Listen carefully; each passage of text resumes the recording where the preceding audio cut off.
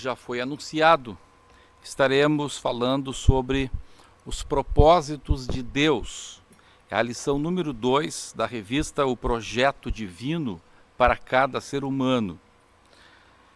A palavra de Deus nos traz, no Salmo 139 e verso 16, o versículo áureo desta lição.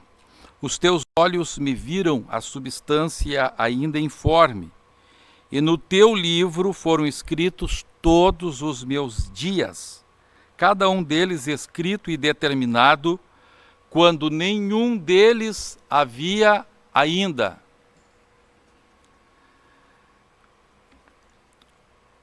Nós queremos trazer aos irmãos esta palavra que lemos como essencial para que entendamos os propósitos de Deus para o ser humano.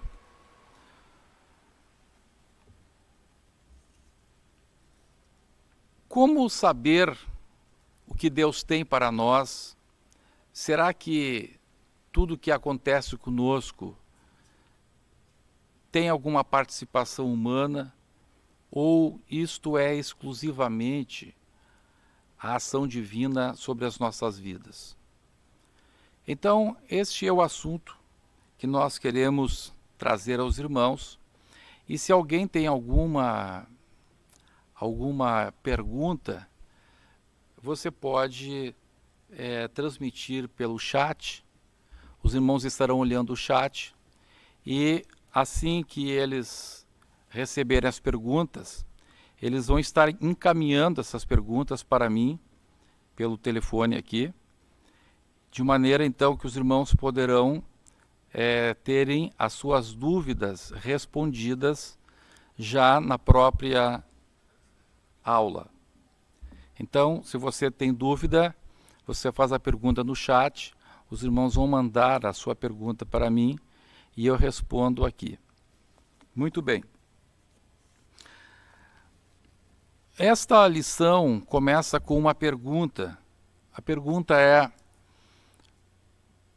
a predestinação, há livre-arbítrio? Então, a partir da resposta dessa pergunta, vamos ir adiantando ou avançando dentro deste tema aqui. Então, veja, o que é livre-arbítrio? Livre-arbítrio é a doutrina do livre-arbítrio, melhor dizendo, é a doutrina que diz que o destino do ser humano é traçado pelo próprio ser humano. Então, nós somos responsáveis exclusivos por aquilo que acontece na nossa vida, especialmente no que tange à salvação. Agora, existe um outro pensamento que é chamado de predestinação. O que é predestinação? A predestinação é a doutrina ou a teoria que diz que o ser humano não decide nada, mas tudo o que acontece na vida do ser humano é fruto da decisão divina. Então seria Deus que decide tudo e o ser humano seria meramente, vamos dizer assim, um robô, um ator que é totalmente dominado pela força do destino que lhe foi traçado por Deus. Então são duas ideias antagônicas, duas ideias opostas, que são incompatíveis entre si. O que dizem aquelas pessoas que defendem o livre-arbítrio? As pessoas que defendem o livre-arbítrio, elas dizem que a palavra de Deus é repleta de passagens que responsabilizam o ser humano. Por exemplo, quem crer e for batizado será salvo, quem porém não crer será condenado. Responsabiliza o ser humano, Marcos 16:15. João 3,16, porque Deus amou o mundo de tal maneira. Isso é o amor de Deus. que deu seu Filho unigênito. Também é uma ação divina. Para que todo aquele que nele crê, aí já é uma ação humana. Então os que defendem o livre-arbítrio dizem, olha, existe uma ação divina, mas a eficácia da ação divina para com o ser humano depende da decisão humana. Porque se a pessoa não crer, não será salvo. É para que todo aquele que nele crê não pereça, mas tenha a vida eterna. Então, a partir desta linha de pensamento, os que defendem o livre-arbítrio entendem que o ser humano é totalmente responsável e tudo que acontece com ele é fruto da sua decisão. Muito bem.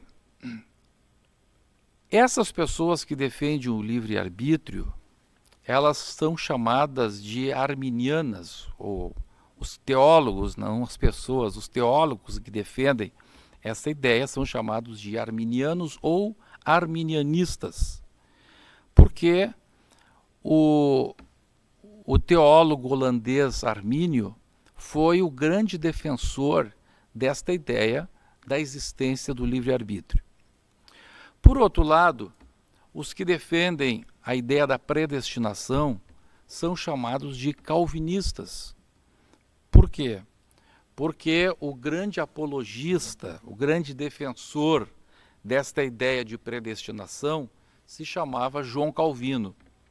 Então, existe essas duas grandes linhas filosóficas ou teológico-filosóficas dentro do cristianismo que especialmente desde aí por volta de 1500, se digladiam.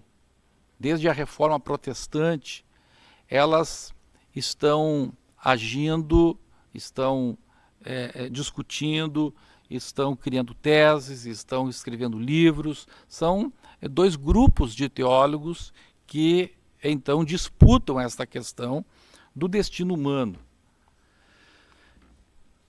O que dizem os que defendem a predestinação? Os que defendem a predestinação dizem o seguinte: se Deus é soberano, então Deus não está sujeito, em hipótese alguma, à decisão humana. Porque se Deus estivesse sujeito à decisão humana, ele então já não seria mais soberano. Então tudo é determinado por Deus, todas as coisas acontecem única e exclusivamente devido a uma ação divina que desde antes da fundação do mundo já teria previsto tudo o que acontece e já teria determinado, teria destinado cada ser humano a cumprir um papel aqui na Terra. Então, diante deste argumento dos que defendem a predestinação, o que dizem os que defendem o livre-arbítrio?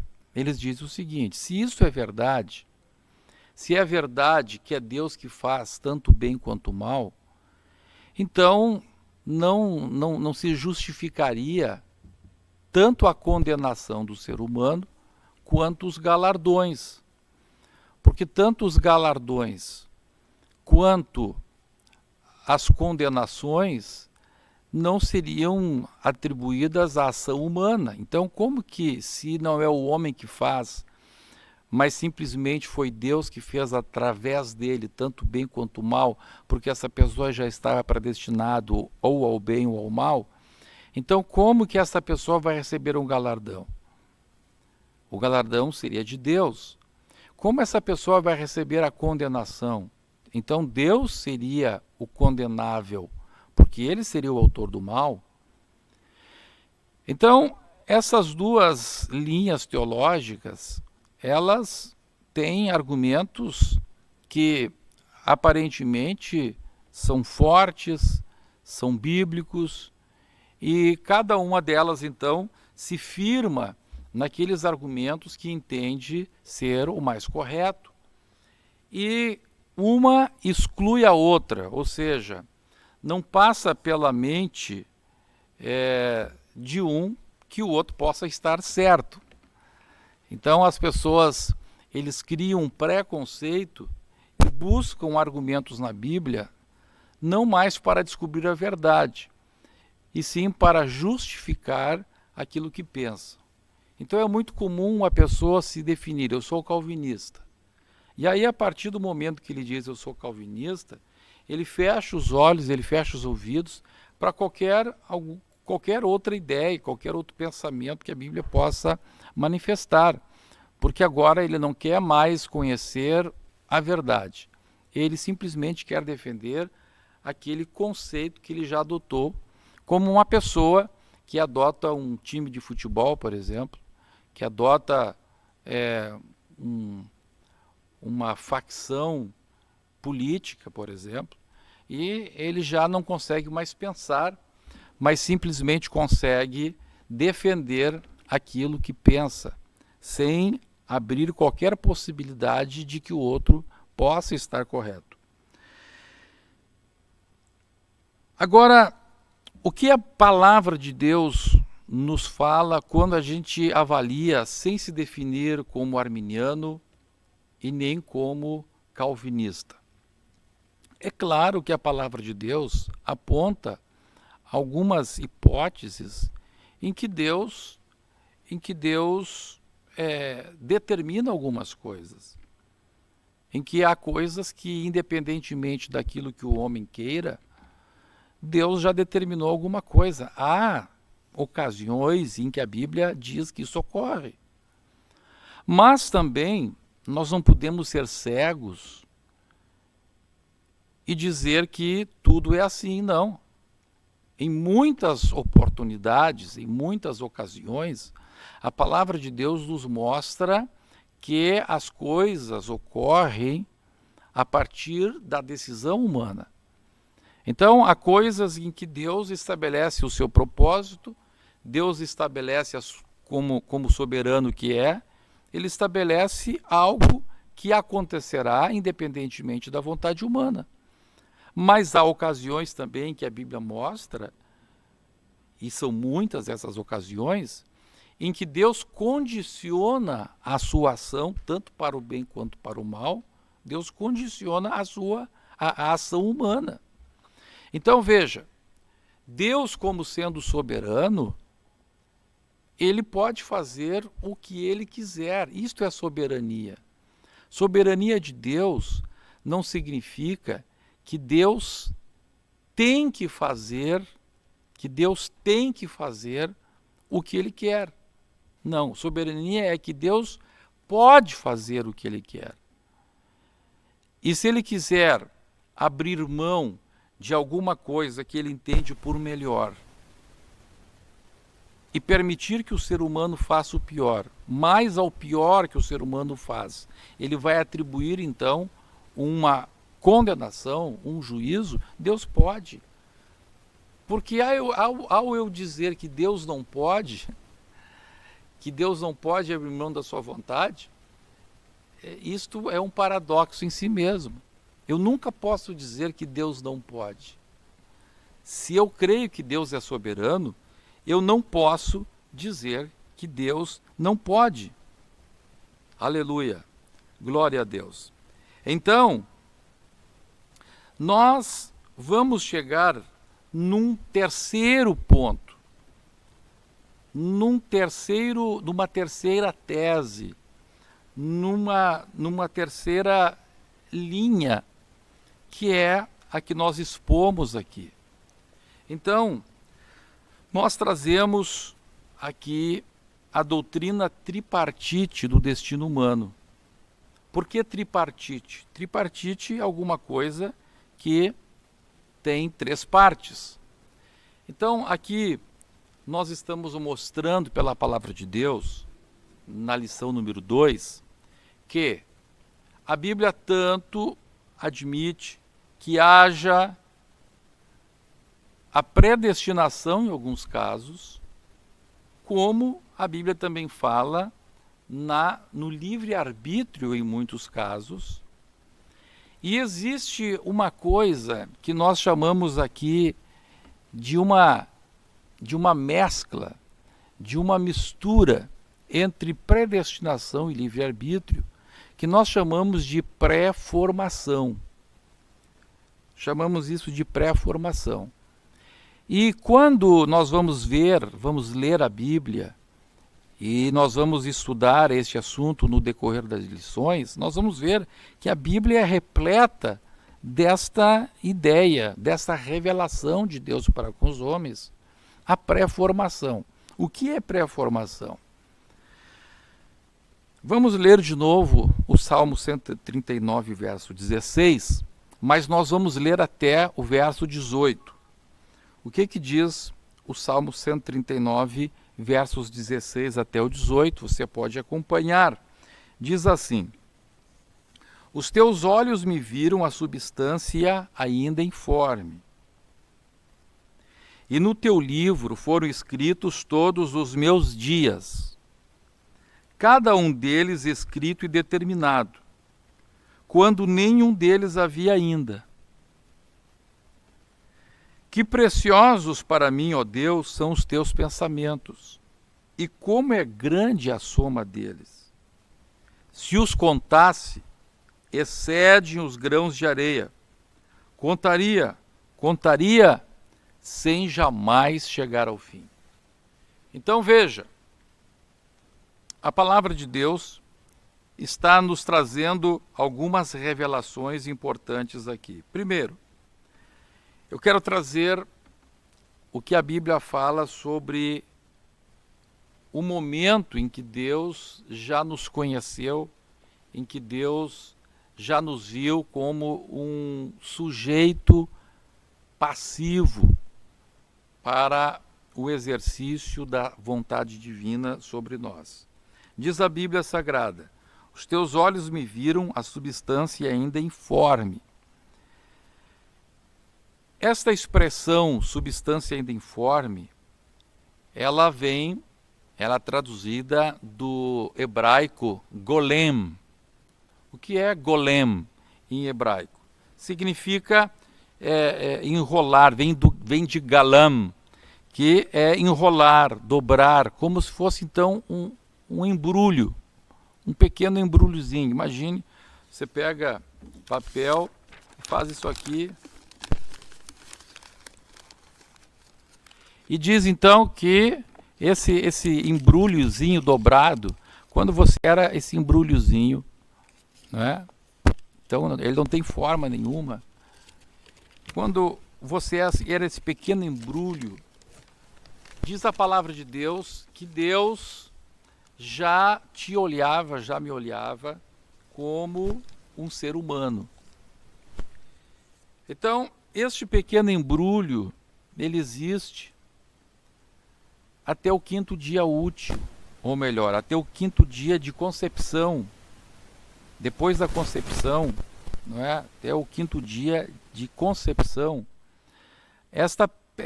este amontoadinho de células é como um pequeno embrulho. E diz Deus então que quando você era este pequeno embrulho, esta substância ainda informe, diz a palavra de Deus que Deus escreveu todos os dias. Todos os dias foram escritos e determinados. Escritos e determinados. Quando a versão portuguesa usa a expressão determinados, ela está traduzindo a palavra yatsar. A palavra yatsar é a palavra hebraica para dar forma a alguma coisa. Então, por exemplo, se eu pegar uma massa de pão e eu pressionar, enfiar este bolo de massa de pão nesta xícara, e depois eu emborcar a xícara e fazer aquela massa cair, essa massa vai ficar com a forma de uma xícara. Eu espremi aquela massa na xícara. Então, é nesse sentido que essa palavra yatsar é usada no hebraico. Por exemplo, quando a Bíblia diz que Deus formou o homem. Não diz lá Deus criou o homem, Deus formou o homem. Usa essa mesma palavra. Por quê? Porque o ser humano foi formado a partir de alguma coisa que Deus já havia criado. Foi formado a partir do barro, a partir da terra. Então, Deus forma o homem. Deus pega aquela terra e molda. E a palavra de Deus diz exatamente a mesma coisa aqui. Ela diz que nós fomos moldados por Deus e também os nossos dias foram moldados por Deus. Então, antes que eu era massa ainda informe, ou seja, antes que o meu corpo fosse moldado, os dias já haviam sido moldados. Essa é a ideia. Então, veja, o nosso corpo tem uma forma, tem um molde. Então, Deus está dizendo que antes de que o corpo físico recebesse um molde, recebesse uma forma, a vida humana, os nossos dias já estavam moldados. É quase como um trocadilho aqui. A poesia hebraica usava muito a contradição, um paralelo que exibe uma contradição. E aqui vemos mais uma vez a literatura bíblica mostrando este paralelo que traz uma contradição. O corpo ainda não tinha forma, mas todos os dias já estavam pré-formados. Bem, surge a pergunta: se todos os dias da minha vida, quando eu era ainda massa informe, eles já estavam formados, ou seja, estavam usando uma palavra que nós criamos em português, um neologismo, eles estavam pré-formados. Se eles estavam pré-formados, então, não estaria indicando a Bíblia que haveria predestinação? Nós vemos que não. Por que nós vemos que não? Porque a palavra de Deus continua nos falando, a palavra de Deus continua dizendo alguma coisa além disto. O que a palavra de Deus continua dizendo? Diz assim: que preciosos para mim, ó Deus, são os teus pensamentos. E diz que, além de serem preciosos, eles eram inumeráveis, eram muito grandes. Como é grande a soma deles? E depois diz ainda: se os contasse, excedem os grãos de areia. Contaria sem jamais chegar ao fim. Olha aqui. Isto aqui nos mostra com clareza como que funciona o estabelecimento do plano de Deus para nós. Então, veja, o projeto de Deus para a minha vida, ou os planos de Deus, ou aquilo que Deus escreveu para a minha vida, não seria como uma linha de predestinação, em que a linha está traçada e existe um número limitado de pensamentos de Deus. Aqui diz que não. Aqui diz que os pensamentos que Deus tem para nós são tão grandes que, se nós quiséssemos contá-los, nunca chegaríamos ao fim. Como explicar isto? Como é que nós vamos entender isso aí?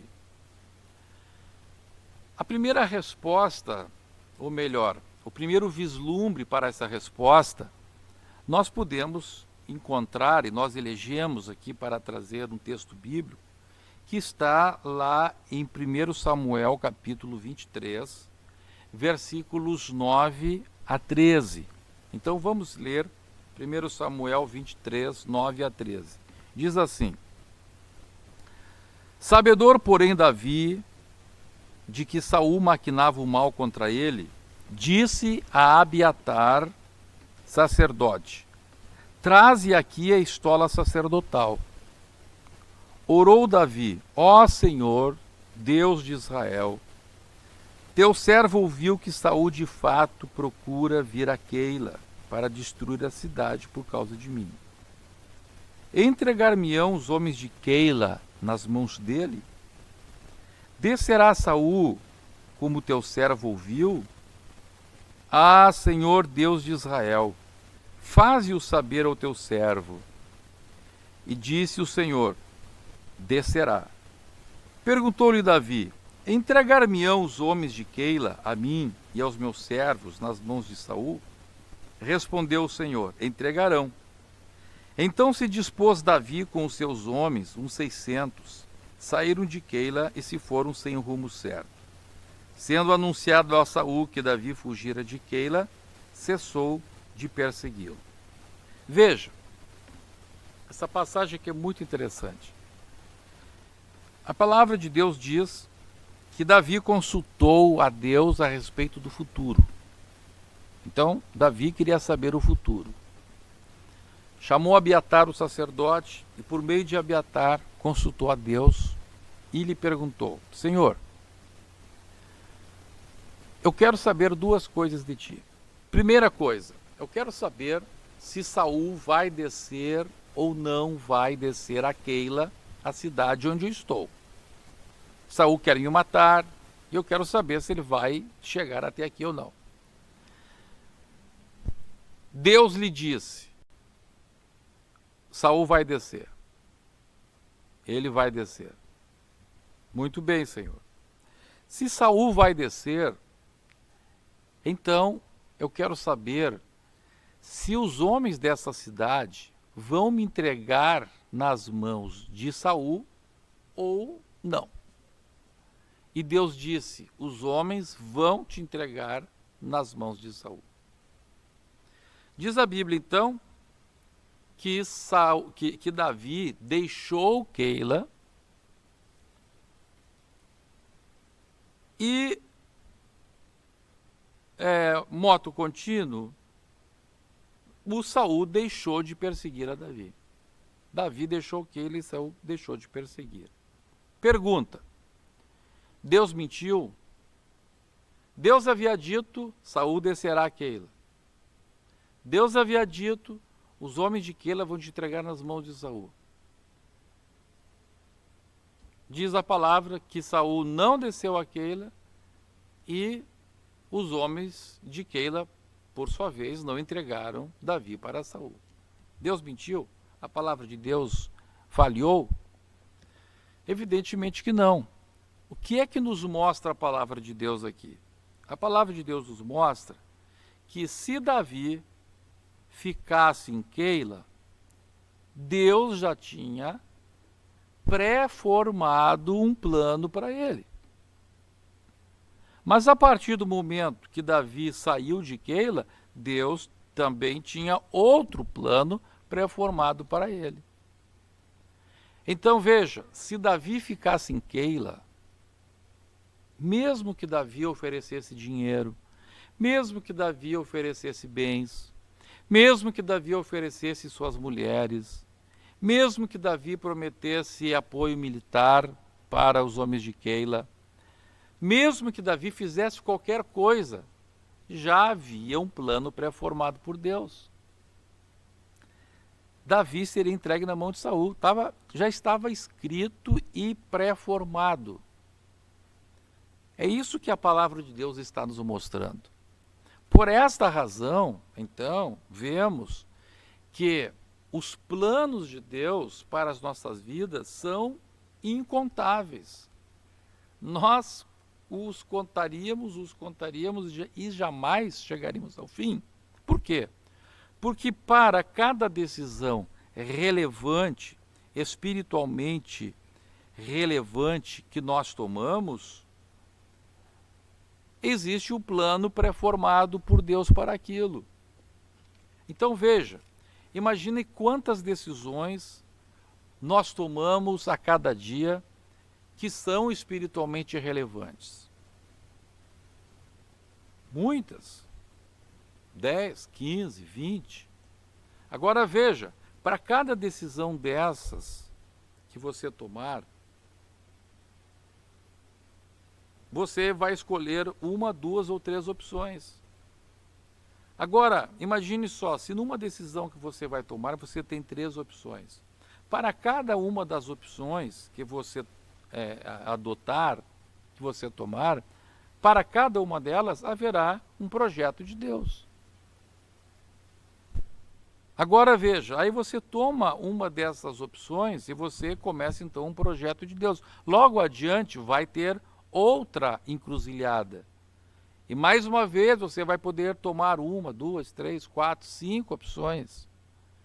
E para cada uma dessas opções vai ter outro plano pré-formado por Deus. Aí você continua caminhando naquele plano pré-formado por Deus e lá adiante de novo tem outra encruzilhada, com 2, 3, 6, 10 opções. Para cada uma delas tem um plano pré-formado por Deus.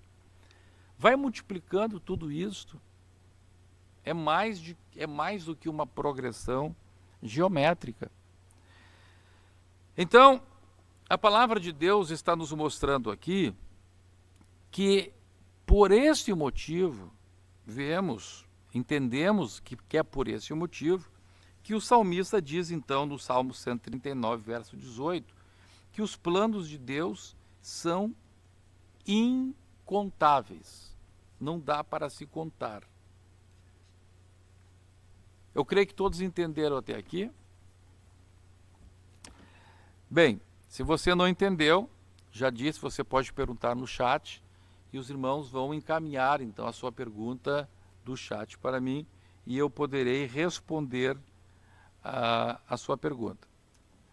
Então veja, a partir deste momento que nós entendemos que para cada decisão da nossa vida existem planos que Deus já pré-formou, nós vamos entender uma outra coisa que é a lei da semeadura e da colheita. A lei da semeadura e da colheita mostra exatamente onde que termina o livre-arbítrio humano e começa o plano pré-formado por Deus. Então, tem coisas na vida da gente que, por mais que você queira fugir, você não tem como fugir. Mas aquilo se dá em razão de uma decisão que você tomou. E a lei da semeadura e da colheita demonstra muito bem isso. Então, vamos pegar um exemplo de um agricultor que planta feijão. Vamos chamá-lo de João, um nome comum. Então, o seu João resolveu plantar feijão. Quando ele planta feijão, ele está exercendo o seu livre-arbítrio. Ele plantou feijão. A partir do momento que ele planta o feijão, começa o desenvolvimento de um plano que já está pré-formado no interior daquela semente. Então, se ele plantou o feijão e 20 dias depois que ele plantou o feijão, ele se arrependeu de plantar feijão, porque ele não quer colher feijão. Aí ele vai diante de Deus e diz assim: Senhor, me perdoa porque eu plantei feijão. Na verdade, não precisava de feijão. Eu preciso de arroz. Eu ganhei um saco de feijão agora do vizinho. Senhor, me perdoa, Senhor. Me perdoa.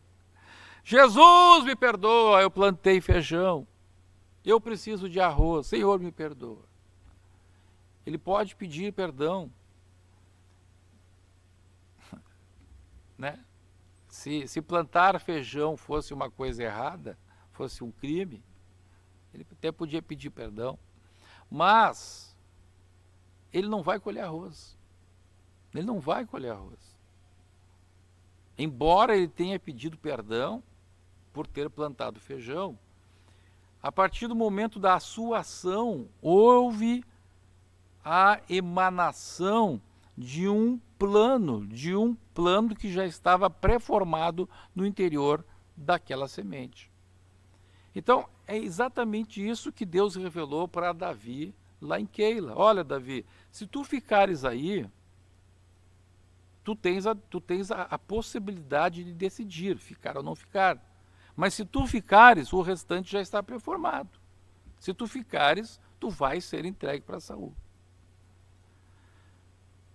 Então, onde que terminou o livre-arbítrio de Davi? Na escolha de ficar ou não ficar em Keila. Mais ainda, na escolha de consultar ou não consultar a Deus. Então, houve duas etapas no livre-arbítrio de Davi. Primeiro, ele consultou a Deus. Ele poderia não ter consultado a Deus, mas ele consultou. E segundo, depois de consultar a Deus e saber o que Deus havia pré-formado para cada uma das opções que ele podia tomar naquele dia, ele tomou a opção conforme aquilo que Deus lhe mostrava que era o melhor para ele. Não ser preso por Saul. Pelo menos o que ele imaginava ser o melhor para ele, não ser preso por Saul. Então veja, assim funciona o plano de Deus para a minha vida e para a sua vida. Para cada decisão que nós vamos tomar, existem diversas opções. Para cada uma dessas opções, já existe um plano pré-formado por Deus. E pastor Humberto, quando a gente entra num plano destes, que já foi pré-formado por Deus, depois a gente tem como sair, tem como, às vezes sim, às vezes não. Se Deus dá a oportunidade, se nesse plano pré-formado por Deus existem oportunidades de alteração do plano, então evidentemente que haverá. Ou pode ser que não, nós vamos estudar isto, nós vamos ver em algumas lições daqui a pouco, nas próximas semanas. Bem, este caso de Keila, então, como já disse, é apenas um dos muitos casos que a Bíblia Sagrada nos apresenta destes planos pré-formados por Deus, que nós podemos conhecê-los ou não. Vamos dar um outro exemplo. Jeremias, capítulo 33, verso 1, diz que Jeremias estava preso. E ele estando preso no pátio da guarda, Jeremias, pela segunda vez, ouve a voz de Deus. Vamos falar sobre Jeremias 33, 1, 2 e 3. Então, no verso 1, ele estava preso. Aí, pela segunda vez, ele ouve a voz de Deus, e Deus, então, fala para Jeremias. Deus diz a Jeremias, Jeremias, sou eu que faço todas estas coisas. Sou eu que faço todas essas coisas. Aí, quando Deus fala com ele, sou eu que faço todas essas coisas, Deus diz uma outra coisa muito importante. Deus usa de novo essa palavra Yatsar, a mesma palavra que usou no Salmo, usa lá em Jeremias. E lá, em Jeremias, Deus diz assim para Jeremias, Jeremias, eu Yatsar, mesmo que ele diz lá no Salmo, que ele Yatsar, quando nós éramos massa e informe, ele Yatsar, ele pré-formou. Deus lá diz o mesmo para Jeremias, no versículo 2, se você abrir lá você vai ver. E Deus diz para Jeremias, Jeremias, eu Yatsar, eu pré-formei as coisas. E aí Deus diz assim, para depois as estabelecer. Então veja, há milhões de coisas pré-formadas para mim. Mas eu tenho que tomar a decisão certa para que as melhores coisas pré-formadas por Deus para mim aconteçam. Elas já estão pré-formadas, agora elas têm que ser estabelecidas. E vão ser estabelecidas conforme as decisões que eu vou tomando aqui. Então, por isso que aí chega o verso 3 de Jeremias 33, e Deus diz assim para Jeremias, Jeremias, clama a mim. Clama a mim. Na versão corrigida diz, clama a mim. Na atualizada diz, invoca-me. E eu te responderei. E eu te anunciarei coisas grandes e firmes que não sabes. Que coisas grandes e firmes são estas que Jeremias não sabia? Essas que Davi também consultou. O que Davi fez? Davi viveu antes de Jeremias. Então a gente não pode dizer que Davi tinha lido Jeremias 33, 1 a 3. Davi viveu antes de Jeremias, então ele não leu Jeremias. O que Davi fez? Davi fez exatamente isso. Davi clamou a Deus, consultou a Deus por meio do sacerdote, e Deus então revelou, anunciou uma coisa oculta, que já estava pré-formada, dependendo da decisão de Davi. Então, o que estava oculto ali? Estavam ocultas duas coisas. Uma, a liberdade de Davi, e outra, a prisão de Davi. Se ele decidisse por ficar em Keila, iria se estabelecer algo que já estava pré-formado. Como ele saiu de Keila, então outra coisa foi estabelecida, conforme também o que Deus havia pré-formado. Glória a Deus. Isto então explica uma aparente contradição bíblica. Que aparente contradição bíblica? A questão do arrependimento de Deus. Deixa eu tomar um pouco d'água aqui.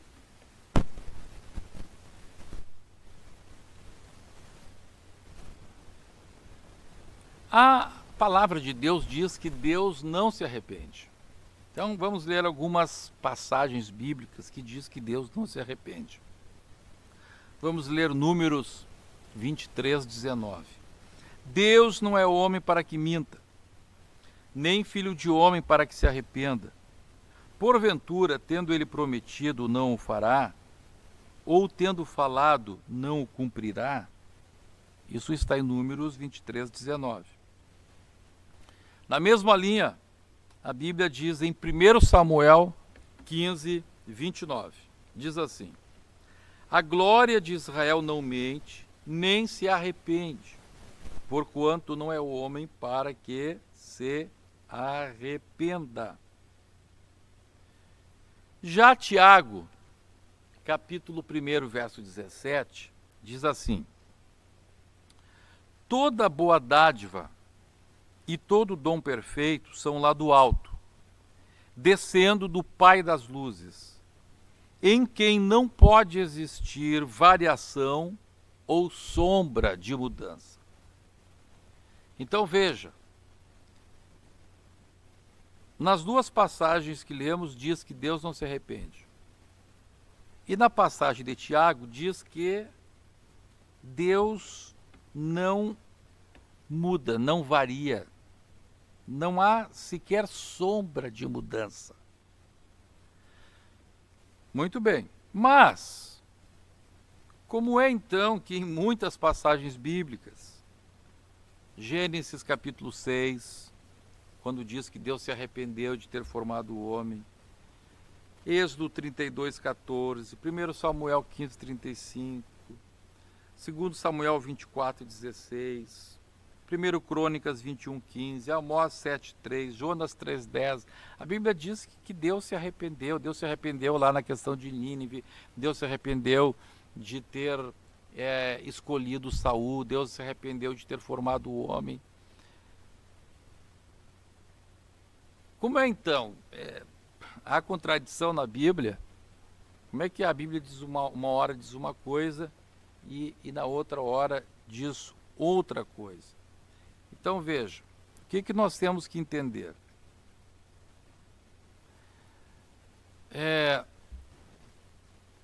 A gente pode ver no caso de 2 Samuel 24 e 1 Crônicas 21, a Bíblia diz que Deus se irou quando Davi resolveu fazer o censo de Israel. Essa passagem é muito interessante. Deus se ira e Deus diz assim para Davi: Davi, eu estou irado contigo, então eu vou te castigar. Vou castigar a ti e o povo. Eu faço uma lista para ti aqui de 3 castigos. Tu vai escolher uma opção. Então veja, Olha só que interessante. Deus oferece para ele uma lista. Então, Deus já tinha pré-formado um plano para cada uma das opções que Davi iria escolher. Deus não iria ser pego de surpresa. Imagine, qualquer uma das opções que Davi tomasse, Deus não ia dizer assim, para um pouquinho, Davi, tá, deixa eu pensar aqui agora, como é que eu vou fazer agora. Bah, Davi, por essa eu não esperava, né? Como se Deus fosse gaúcho, né? Bah. Não, evidentemente que para cada uma das opções de Davi, já tinha um plano pré-formado por Deus. Então, 3 coisas te ofereço, escolhe uma delas para que ta faça. Veio, pois, Gade a Davi e lhe o fez saber, dizendo, queres que, primeira opção, queres que 7 anos de fome te venha à tua terra? Segunda opção, ou que por 3 meses fujas diante de teus inimigos e eles te persigam? Terceira opção, ou que por 3 dias haja peste na tua terra? Né? Quem sabe Deus ia mandar não sei que inimigo, mas tá tudo pré-formado por Deus. E a Bíblia diz então que Davi escolheu a peste. Davi escolheu a peste. Que coisa, né? Estamos aí diante de uma peste. Eu acho que se Davi fosse como os governantes de hoje, era a única coisa que Davi não ia escolher a peste. Porque o pessoal está apavorado aí com a peste do coronavírus. Bem, Davi disse, Senhor, a peste, eu prefiro cair nas tuas mãos do que nas mãos dos homens. Deus diz, então tá bom. Então, Deus mandou a peste. Aí diz a Bíblia Sagrada que o Davi se joga na presença de Deus, e Davi clama a Deus, e Deus então diz que tá bom. Ele diz olha como é que Davi diz para Deus, olha, eu é que pequei, eu é que procedi perversamente, porém essas ovelhas que fizeram, seja pois a tua mão contra mim, contra a casa de meu pai. Naquele mesmo dia veio Gade ter com Davi e lhe disse, sobe, levanta ao Senhor um altar na ilha de Araúna, Jebuseu. Então, o que diz a Bíblia Sagrada? Que já havia até aquele momento morrido de peste 70 mil pessoas. Imagine só, irmãos. Imagine o que foi aquela peste. Esse coronavírus não matou 70 mil pessoas em todo o mundo. Lá morreram 70 mil pessoas num dia. Num pequeno país. Imagine o desespero. Se o pessoal está desesperado hoje, imagina naquele dia lá. E diz a Bíblia Sagrada, então, que depois de morrer 70 mil pessoas, estendendo, pois, o anjo do Senhor a mão sobre Jerusalém para destruir, diz assim, arrependeu-se o Senhor do mal e disse ao anjo que fazia a destruição entre o povo, basta, retira a mão. Mais uma vez aqui Deus arrepende. O que significa isto? O que isso representa? Ou Deus se arrepende ou Deus não se arrepende. Bem, vamos lá. Quando nós falamos a respeito de arrependimento humano, o arrependimento que Deus exige de nós, o que significa arrependimento? Significa, a palavra arrependimento, usada na Bíblia, no grego, vem do grego metanoia, que significa mudar de direção. Estou indo uma direção e mudo. Eu reconheço que errei. Preste bem atenção. O arrependimento humano surge a partir do reconhecimento do erro humano.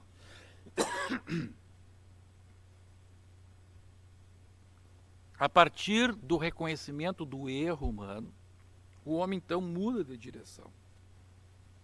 Agora veja, em todas as oportunidades em que a Bíblia diz que Deus se arrependeu, Deus nunca mudou de direção, inverteu o caminho que ele estava fazendo.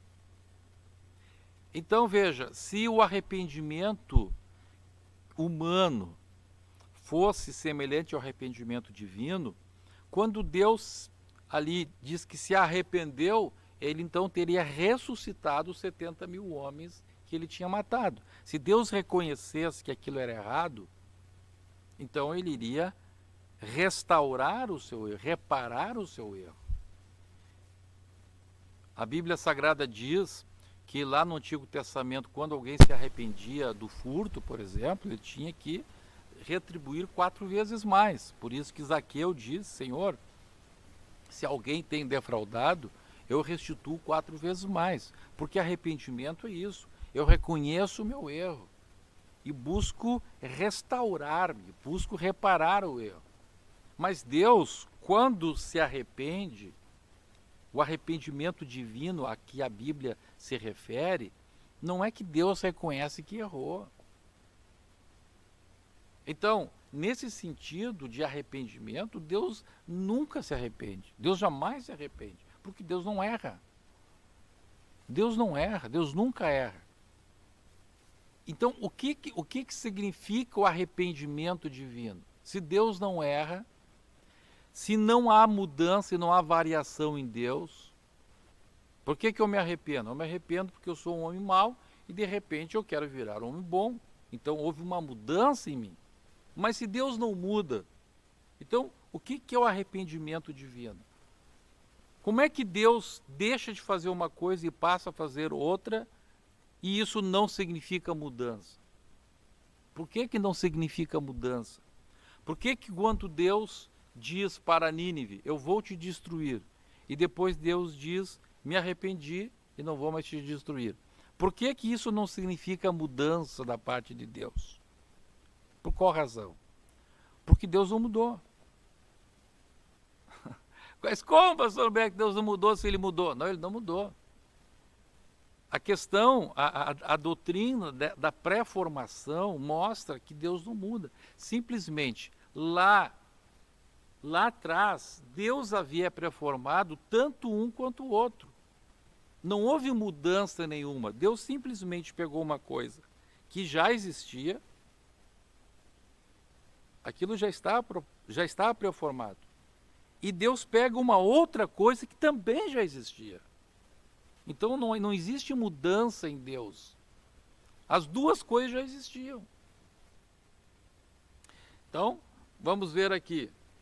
Eu tenho essa Bíblia aqui, de capa marrom, essa aqui de capa preta. Eu estou com as duas aqui. Então veja, aqui eu estou com essa Bíblia aqui. Aí eu tenho as duas. Eu pego essa e ponho aqui. As duas já existiam. Aí veja, agora vocês estão vendo as duas, certo? Agora eu faço assim, ó. Eu pego aqui. Aí eu tiro essa aqui e ponho essa aqui. É a mesma coisa. As duas já existiam. Eu não mudei uma Bíblia em outra. Agora o ser humano não. O ser humano, quando se arrepende, o mesmo ser humano. É como se essa Bíblia marrom, ela fosse, o preto fosse avançando, avançando, avançando, e se transformasse em preto. Ou ao revés, o marrom fosse crescendo, crescendo, crescendo e desaparecesse a parte preta. Assim é o arrependimento humano. O homem é mau, se arrepende do seu mal e é transformado num homem bom. O homem mudou. Deus não. Deus não pega uma coisa que ele pré-formou e diz, eu pré-formei errado, eu vou mudar isso aqui. Não, aquela coisa continua ali e Deus diz assim, eu tinha pré-formado outra coisa aqui, outra aqui. Não houve variação.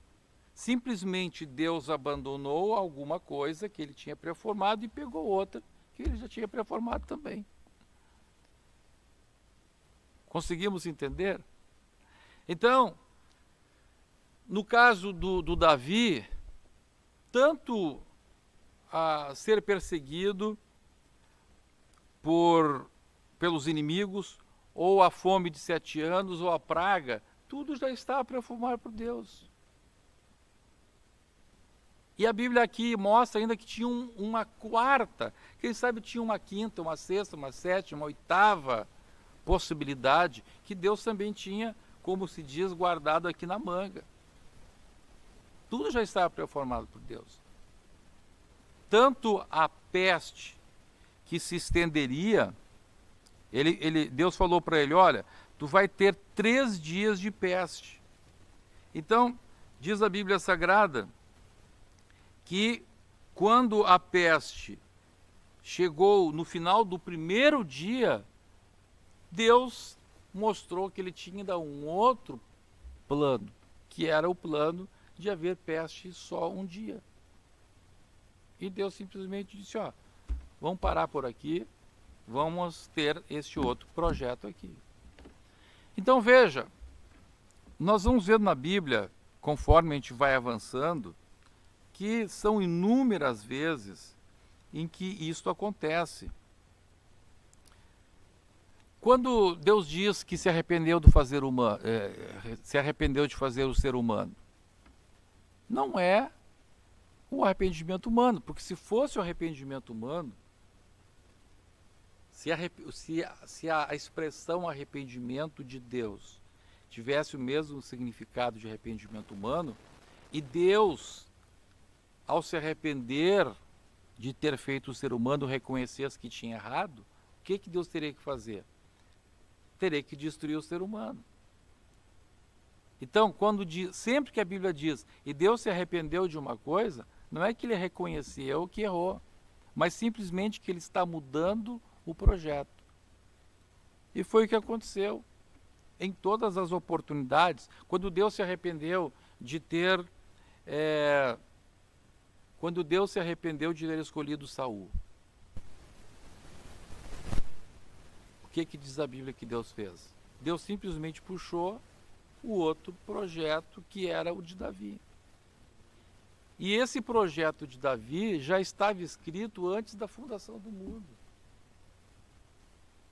de nascer Jesus a partir da tribo de Judá. Porque lá, antes de tudo isso acontecer, a profecia havia sido dada que o Redentor viria de Judá. Então, ainda que...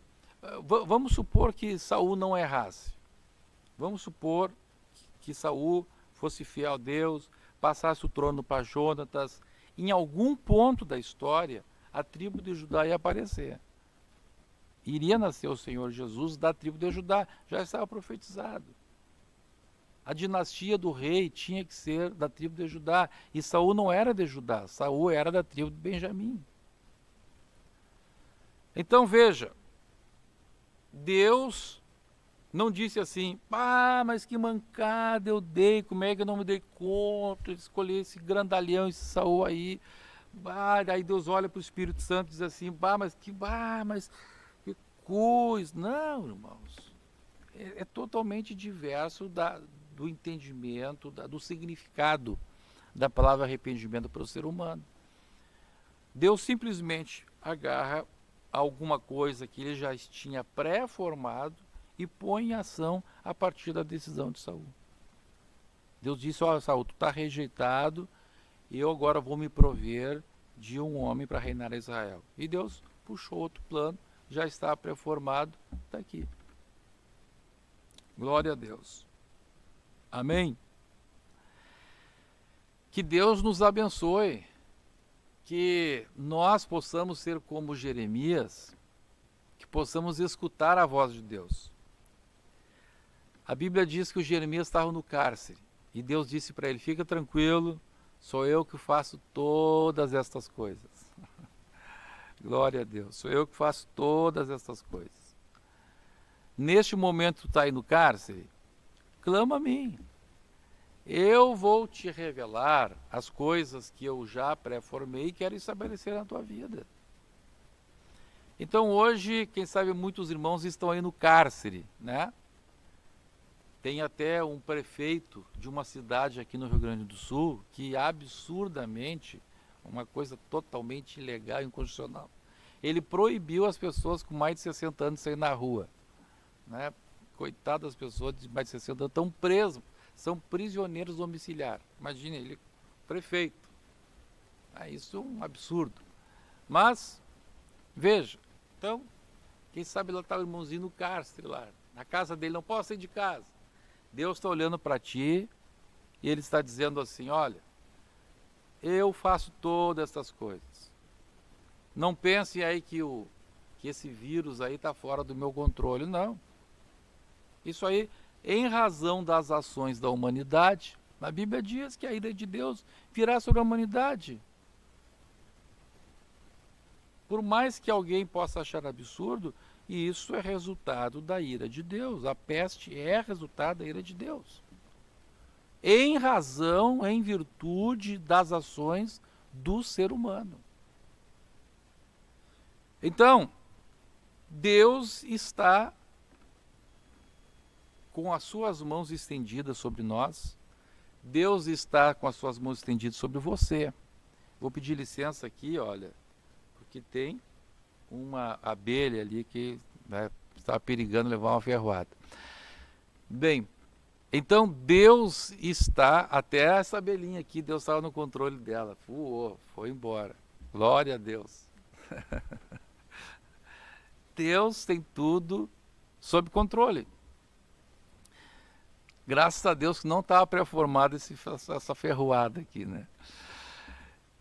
Então Deus está no controle de todas as coisas. E a partir das nossas decisões, os planos e os projetos deles vão sendo estabelecidos. Projetos que já estão pré-formados. E agora eles passam a ser estabelecidos. Que Deus nos ajude, irmãos. Que Deus nos ajude a estarmos dentro de um projeto ideal de Deus. Na próxima lição, nós vamos entrar neste tema, os planos de Deus, como são aqueles planos que são os ideais, como são os planos alternativos. Vai ser maravilhosa a próxima lição, vai ser fantástica. Você não pode perder.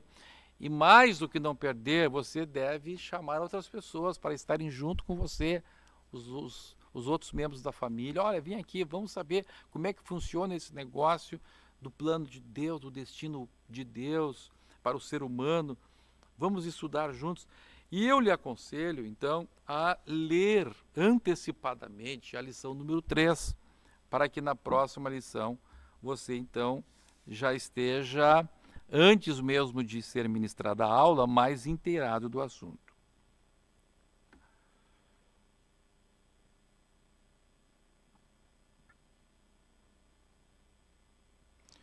Então, aqui alguns irmãos estão fazendo perguntas. O José diz assim: é certo afirmar que Deus então pré-formou tais dias com base nas possíveis respostas que o livre-arbítrio daria diante de caminhos estabelecidos por Deus? Perfeito, é exatamente isso. Então, existe o livre-arbítrio, existe até certo ponto. A partir de um ponto, é como se uma engrenagem, uma máquina começasse a andar. E ali, depois da máquina começar a andar, o livre-arbítrio não tem como se atravessar na frente da máquina. A máquina passa por cima do livre-arbítrio. José falou corretamente. Como saber, a Marga pergunta, como saber a vontade de Deus para nós em meio a inúmeros planos? Veja, existem muitas vontades de Deus. O que a pessoa deve buscar é saber, Senhor, o que tu queres que eu decida neste momento. Quando eu submeto o meu livre-arbítrio à vontade de Deus, então, aí sim, eu vou descobrir coisas que Deus pré-formou e que Deus quer estabelecer. Então, como saber a vontade de Deus? Clamando, clama a mim. Clama a mim, invoca-me, eu te responderei. Eu te anunciarei essas coisas grandes e firmes que ainda não sabes. O Jonathan da Silva pergunta: a doutrina tripartite já existia em algum livro ou essa é uma revelação nova que Deus deu para o pastor Humberto? Esta doutrina não existia em livros, né? Com base na palavra de Deus, nós fomos vendo isto, e este nome, o nome doutrina tripartite, a gente que recebeu orando, e a palavra pré-formação surgiu a partir de uma reunião que eu tive com o Conselho de Doutrina e de outros pastores, teólogos de nossa igreja, e que pensamos qual palavra que vamos usar para a palavra yatsar, no hebraico. E entendemos que, como no hebraico yatsar é formar, no sentido de pôr forma em alguma coisa, e Deus está fazendo isso antecipadamente ou previamente, então criaríamos a palavra pré-formar. Fomos buscar no dicionário, não existia, então vamos criar um neologismo. Então se criou a palavra pré-formação a partir dessa revelação que a Bíblia Sagrada nos apresenta.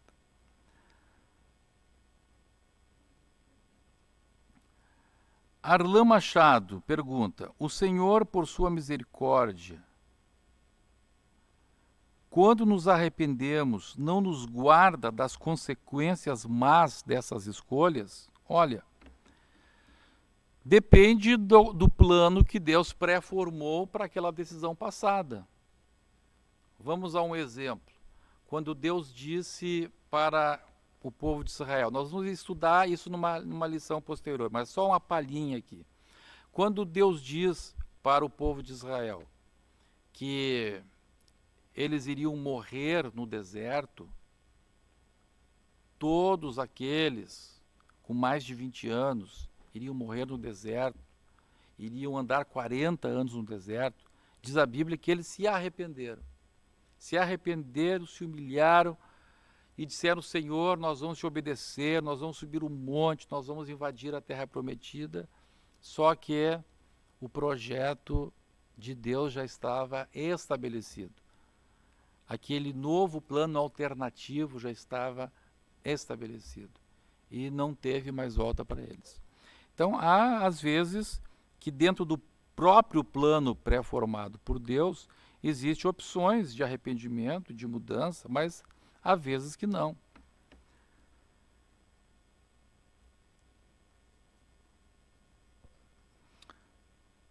Muito bem.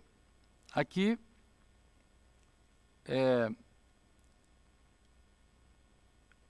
o irmão Sandro Vink pergunta: quando o livre-arbítrio passa a ser rebeldia? O livre-arbítrio passa a ser rebeldia a partir do momento em que a pessoa não consulta a Deus. Só o fato de não consultar a Deus, de querer viver alheio à soberania de Deus, já é rebeldia. Por isso a palavra de Deus diz que o servo que não sabia a vontade do seu Senhor vai ser açoitado também. Porque se ele era servo, como é que ele não vai perguntar para o Senhor qual é a vontade do seu Senhor? Então veja, o simples fato de nós querermos exercer o livre-arbítrio já é um ato de rebeldia quando não queremos submeter o nosso livre-arbítrio a Deus. Veja, eu tenho a opção, como dei o exemplo do seu João, eu tenho a opção de plantar feijão ou arroz. Esse é o meu livre-arbítrio. Agora, se eu sou servo de Deus, se eu já aceitei Jesus, se eu disse: Senhor, agora eu vou ser teu servo, então as decisões relevantes da minha vida eu tenho que perguntar ao meu Senhor. Quando eu deixo de perguntar ao Senhor, eu já posso cair em problemas. É o caso de Davi. Imagine o Davi lá em Keila. Imagine se o Davi não tivesse perguntado para Deus: Senhor, o Saul vem ou não vem? Os homens de Keila vão me entregar ou não vão me entregar? Imagine se ele não tivesse perguntado. Estaria em maus lençóis. Muito bem. Eu agradeço a Deus por essa grande oportunidade Quero enviar saudações a todos, dezenas de cidades do Rio Grande do Sul, muitos estados do país, diversos países estão conosco. Eu dou glória a Deus pela vida de cada um de vocês. Fiquem com Deus.